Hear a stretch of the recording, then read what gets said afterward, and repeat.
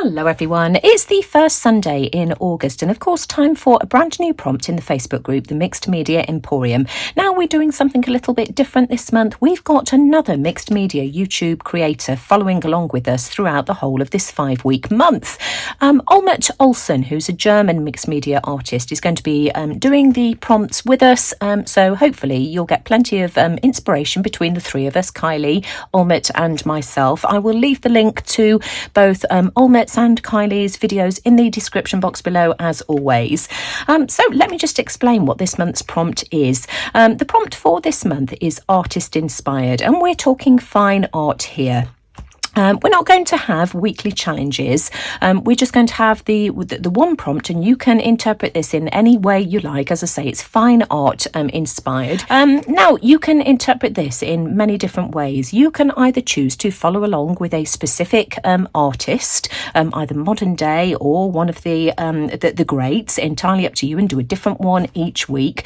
Or you can mix it up and you can choose to do art styles. So impressionism, abstract, cubism, modern art, pop art, whatever you want to do. But hopefully, as I say, between the three of us, we'll be able to give you plenty of ideas.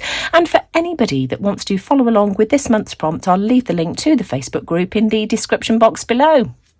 Now, as you've probably gathered, I'm going to be working in my usual scraps journal. So just to prove how easy we can make this, I'm going to be doing some collage today, and I'm going to start off with this beautiful print here by Kitagawa Utamaro. He was a Japanese artist born in 1753, died in 1806, and he was famous for his woodblock prints and paintings. Utamaro rose to prominence in the early 1790s with portraits of beautiful women with exaggerated and elongated faces, as you can see here. So let's see if we can do something with this. Now, I found a page in the journal that I might want to start working on. So let's take this out and pop this to one side. Now, I've pulled out some bits and pieces that I might want to use. I know that I'm going to be covering this up, but I really want to use this here. This is a napkin, as you can see, but I just think the pattern goes really well with the print that I want to use. So I'm just going to take this apart to start off with, and let's glue some of this down to the background. Of course, now that I'm on film, I'm not going to be able to get this apart. Let me just wet my fingers. Here we go. This is 3-ply by the looks of things. Here we go. We've got it. Really important when you're using napkins that you do take the layers apart. Now, the easiest way, in my opinion, to glue napkins down is using a glue stick. You can see that I'm using my old Scotch glues. I haven't used these in ages. I found a whole pack in my craft cupboard the other day that I didn't realise I had. So I'm going to try and use these up. So just put a good layer down. Make sure that you cover the whole of your area, because otherwise you'll find that you've got areas that just don't stick. So there we go, I've covered everything in glue. I'm just going to take away these pieces of deli paper now that I'm working on. Oh, this is messy business, and I'm just going to apply my piece of napkin. So let's just do this and just really carefully pop that down and just smooth it out really gently, just like this. Try not to be too brutal with it, because it will tear if you're not careful. Now, of course, I can fold my paper in half now, and I can trim away all of the excess around the edges. And I'm just going to use a lollipop stick just to make sure that this is burnished down, just to help iron out any wrinkles, and just to make sure that it's glued around the edges, just like this, just being really gentle, because this will tear easily if we're not careful. So we've got the background, and isn't that just absolutely beautiful? So that's glued down really nicely, nice and flat, really happy with that. So next I want to work on the focal image. Now, I've pulled out this piece of wallpaper. This is a wallpaper sample, and I think I'm going to mount my focal image on this. The colours just work absolutely beautifully. That on its own is just too insipid. It needs something stronger to make it stand out. I do want to use some distress ink just to ink around the edges of this here.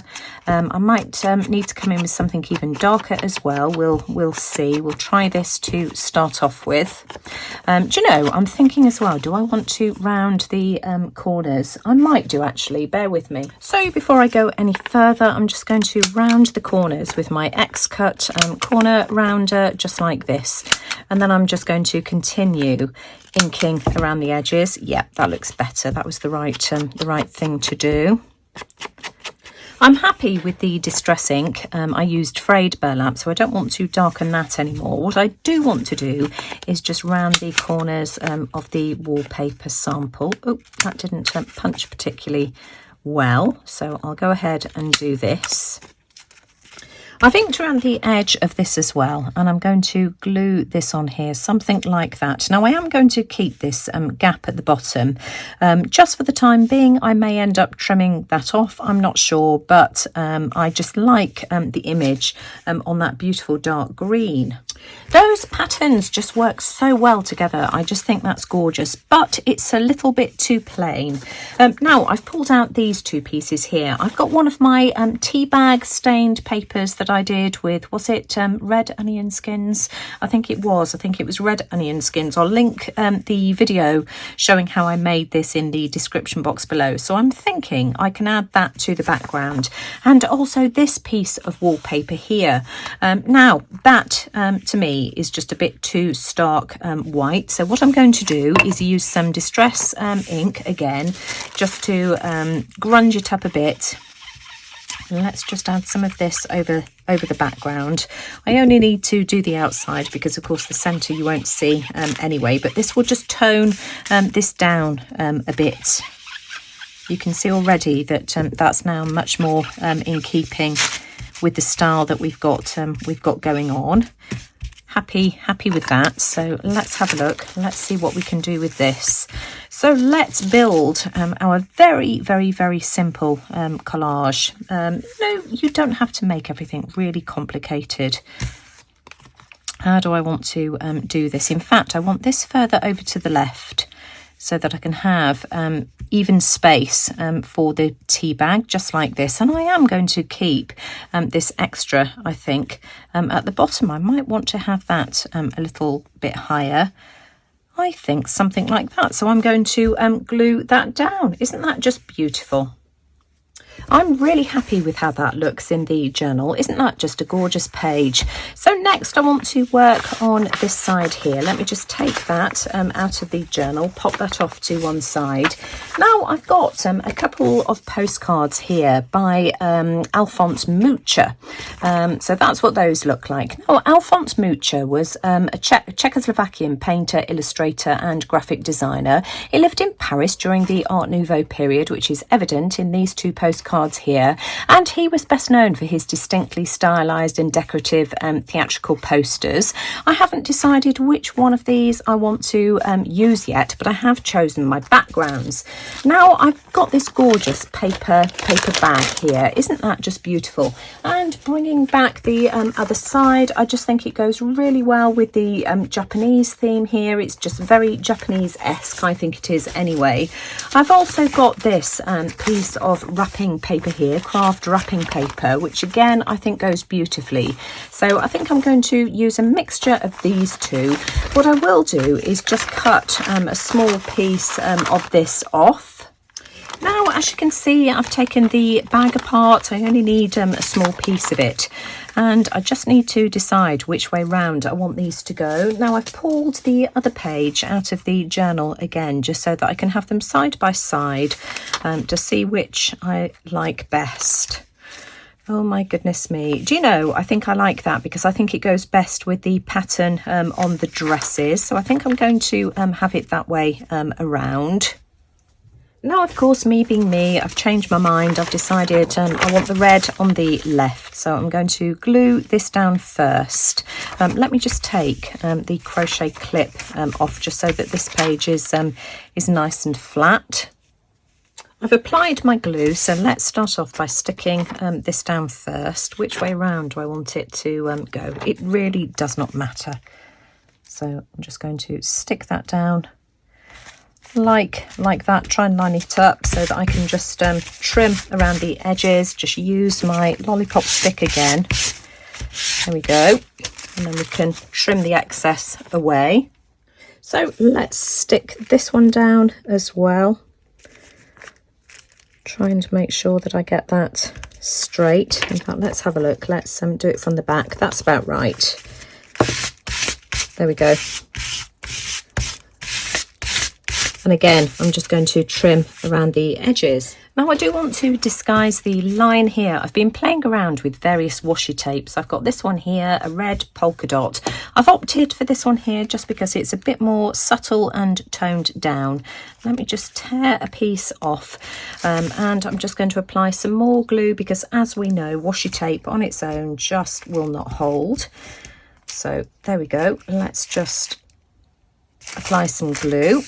And we can stick that down as well, and that's the background done. Stick that there, just like that. I think that goes really nicely. You know, the tones are just right, so we can trim off the excess again. I just love layering. Now, either of these postcards are going to go with this background. I think what I'm going to do is just trim the white space away just so that I can see a little bit better, and then we'll make a decision as to which one we're going to use. I've trimmed both of these down and inked around the edges, and oh my goodness me, I've had such a hard time trying to decide which one I want to use. At first glance, that one looks better, but I did want to add another layer. I've got another piece of the wallpaper, same as the green one here, but just in this colour tone here, which just works absolutely beautifully with this postcard here. And so I think that's made my decision. I just think that's a gorgeous, gorgeous combination. What I do want to do though is do as I did with the other one, and I do want to ink around the edge just because it's just a bit too white, again, just too bright. And then I'm just going to glue this down as well. And that is my second page. So let me just show you again now that I've inked up this background.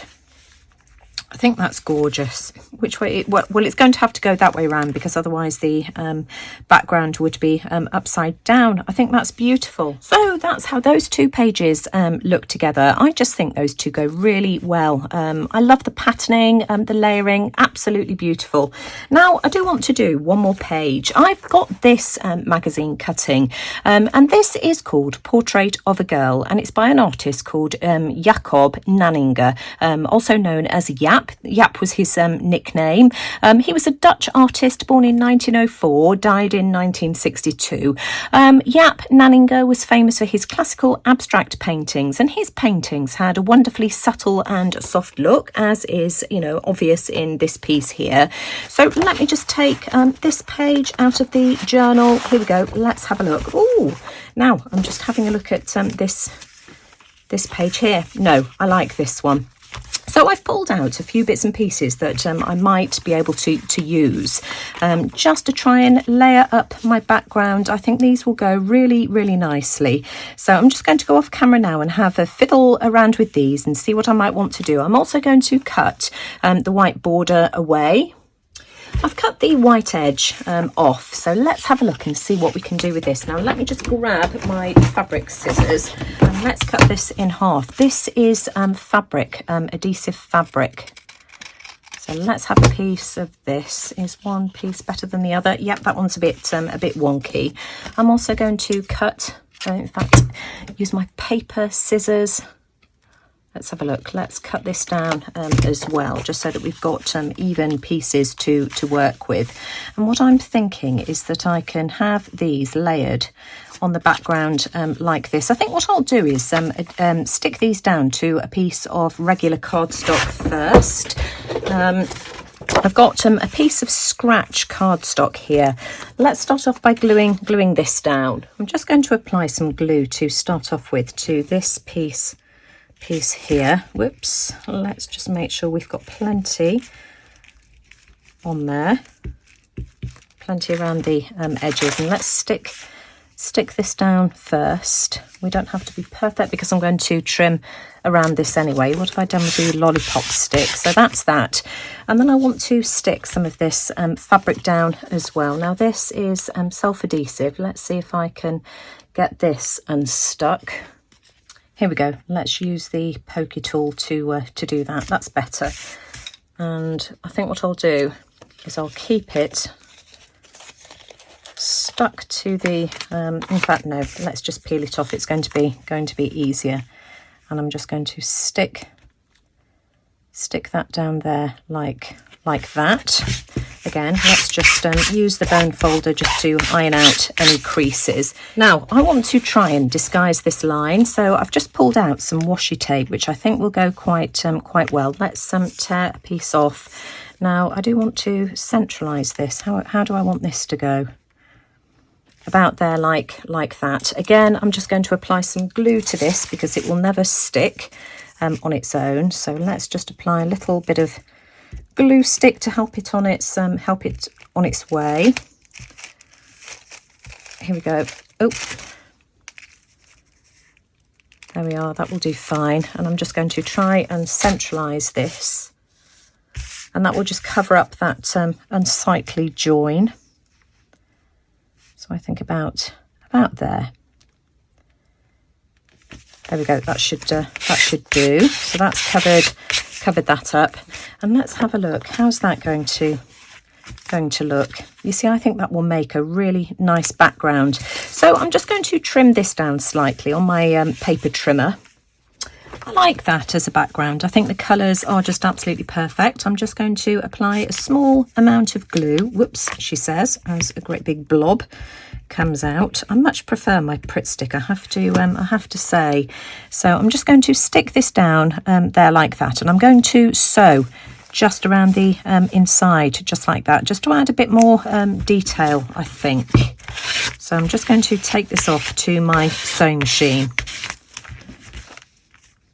It looks so much more interesting with a touch of sewing around the edge. So I'm just going to ink this up with some frayed burlap. I might go over with a darker colour as well. We'll see how it looks on the final background. But I do want to frame it just like this.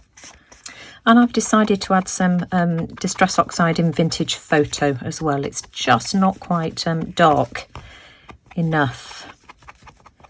Here we go, that looks better. Then I've got a piece of linen here in this duck egg blue, and I think I'm going to stick that down on there like that. You can see that I've cut it to size and I've frayed around the edges. I'm just going to use a little bit of 3-in-1 to do that. So I'll apply the 3-in-1 to this. Not too much because I don't want it to bleed through all over the place, just enough to hold it. I'm also going to apply some glue stick just in the centre. I prefer to use glue stick in the middle because otherwise the 3-in-1 sets a bit hard and I don't like the feel of it. So let's stick this down, try and get that central about there. I think, yeah, that will do. And I'm just going to weight that down underneath a heavy book for a few minutes. And then finally, I'm just going to stick this one down as well. So again, just applying a small amount of glue, not too far around the edge, just because I don't want that bleeding through again. Again, coming in with a tiny bit of glue stick, just to hold it firmly in place. Glue stick works really well with fabric. And pop this down. And a really simple page, but in my opinion, I think it's beautiful. Really happy with that. Isn't that gorgeous? I absolutely love the pages I've created this week. It's been all about the layering of the backgrounds, and that's just so much fun to me. I just love putting colours and patterns and things together. I'm holding my journal up like this because if I lay it flat, I'm getting a tremendous amount of glare. This, I think, is one of my favourites. I just absolutely love this painting by Yap Nanninga. Really pleased with how that one came together. And then where are the others? Let's have a look. Here they are. So, of course, I've got this one here, which was inspired inspired by Kitagawa Utamaro, and this one here that was inspired by Alphonse Mucha. Just love both of these. Love the colours that are in the backgrounds of this one. So just to recap, the prompt for this month is artist inspired, and we're talking fine art here. You can either choose the classics or modern day artists, entirely up to you.